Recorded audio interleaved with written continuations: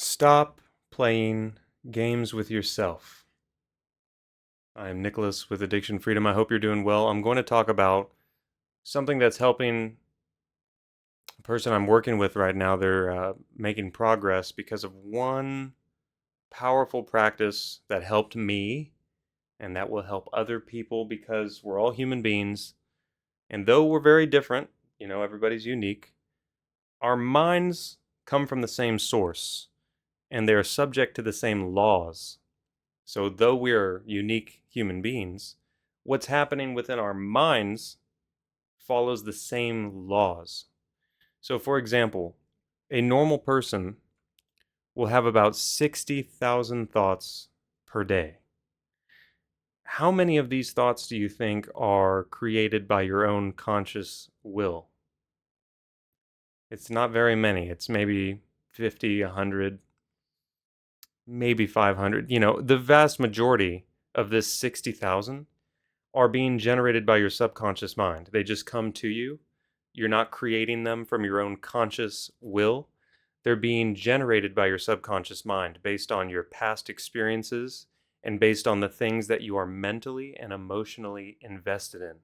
If you have an addiction to, say, alcohol, when you drink alcohol, you feel better, you're feeling better, your mind has a higher vibration of joy and relaxation.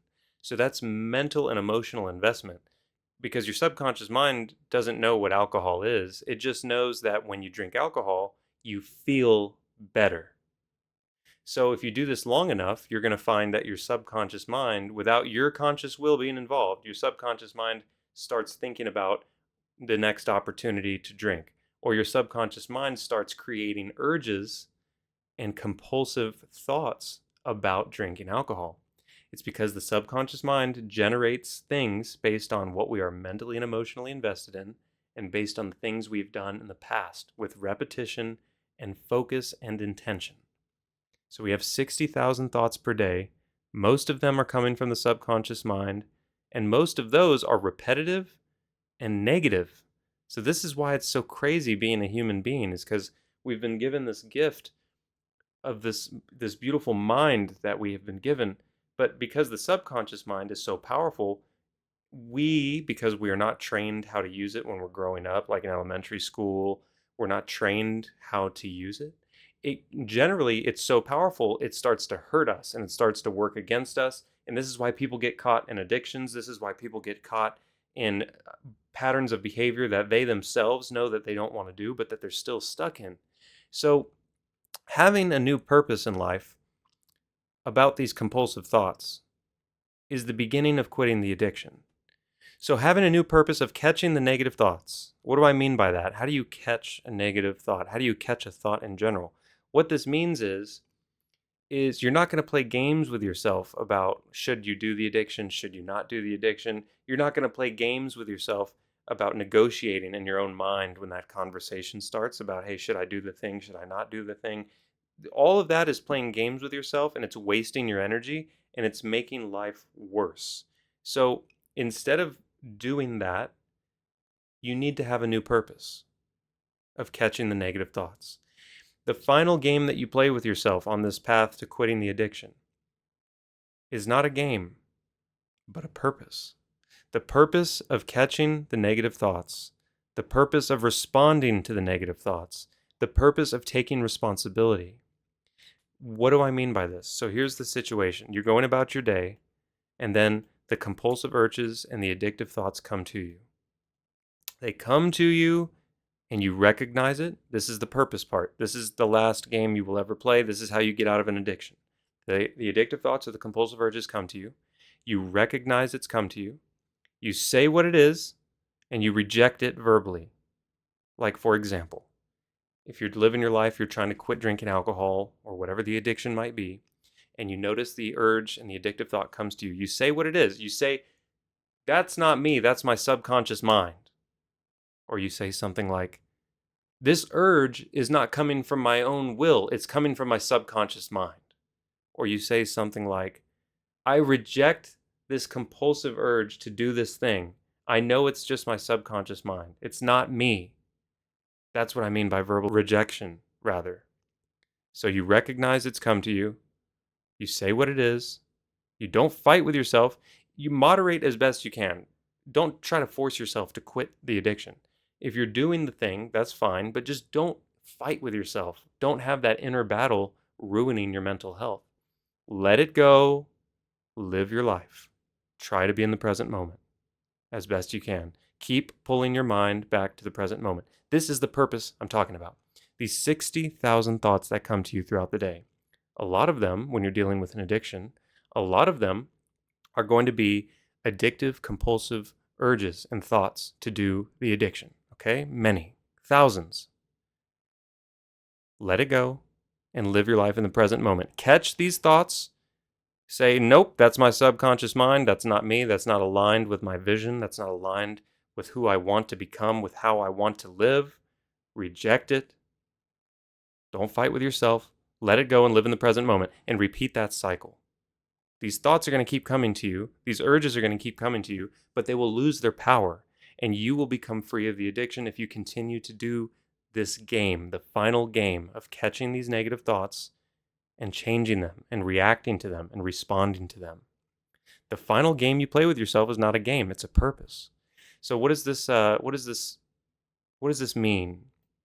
Every time you do this, you increase your conscious awareness, and the stronger your conscious awareness becomes, the more refined your awareness becomes, the more clarity comes in, the more your subconscious mind is going to pull yourself away from the addiction. If you become very consciously aware of the addictive urges and the compulsive thoughts within you, your subconscious mind is going to gravitate more towards that. It's going to, whatever you consciously focus on and articulate with repetition, the subconscious mind is going to it's going to defend that thing. It's going to expand on and nurture that thing. So if you become hyper focused and consciously aware of these negative addictive thoughts and you repeat that conscious awareness, that's going to get you out of the addiction. That's how you speed up the process. The reason people get stuck with addictions for years, 5, 10, 20 years, is because they don't have a practice, they don't have the conscious awareness, they don't have a routine, they don't have the purpose of catching the thoughts and reacting to them. This is the key. The power of articulation, just like the power of writing, like literally writing on paper with pen, the power of articulation is very similar. Like you'll notice, for example, thinking in your mind is very easy and vague and kind of messy. As soon as you try to speak out loud, you'll notice it's very different from speaking inside of your own mind. Why is that? What do you think? What do you think about that? All I'm going to say is thinking inside of the mind, speaking inside of the mind, silently, just inside your own head, that doesn't have much power. It has a little bit of power, but not much. But if you actually say it out loud, if you actually articulate it, if you say what it is, this is going to impact the subconscious mind the most. And remember, the subconscious mind is the thing that's protecting the addiction. If a person is struggling with an addiction, they're trying to quit something, but a part of them is not ready yet. That part of them that's not ready yet is the subconscious mind. It's their conscious intention fighting with their subconscious mind. They consciously want to quit. They know how they consciously intend to live in the future, not with the addiction. They intend to live differently, away from the addiction. They intend to be free from the addiction.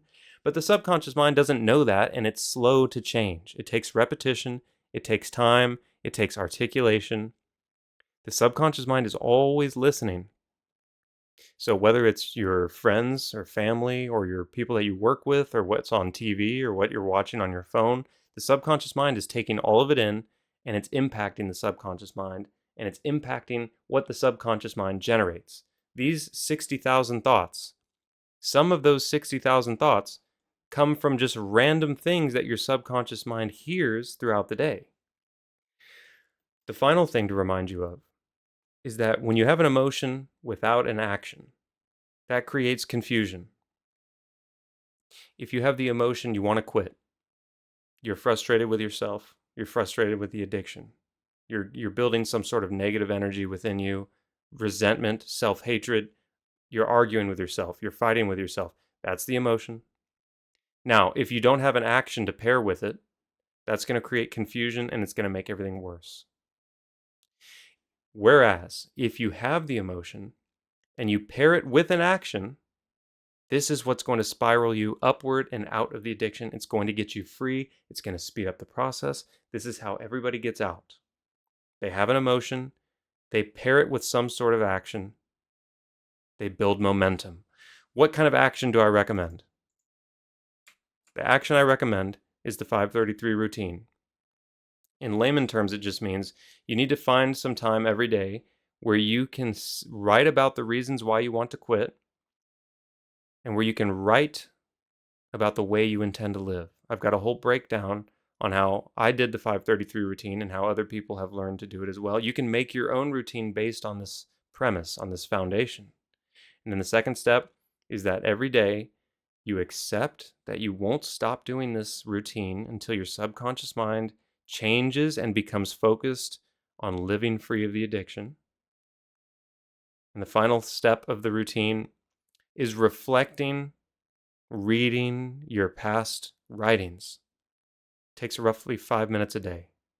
So if you write every day for a few minutes, for 3 to 5 minutes, if you write every single day about these two things, after a week, you're going to have a lot of stuff to read and reflect on. You're going to have a lot of stuff to go back and reflect on. This is the importance of a journal. You can do it digitally, like recording your voice or some other way, but I recommend a literal journal with a piece of paper and pen with no distractions. That is how you get out of the addiction. That's how you quit. You do this routine every single day, and you remember that you have a new purpose in life.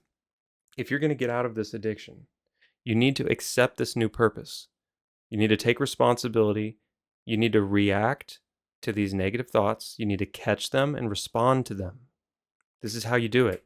This is how everybody accelerates the process to get out of an addiction. If you don't do these things, you might be struggling with an addiction for years, 5, 10, 20 years. You might never get out.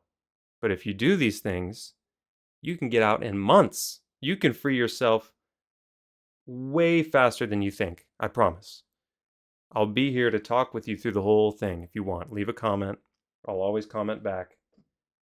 With all of that being said, my name is Nicholas with Addiction Freedom. I hope you're doing well. Stay along the path. I'll see you in the next one.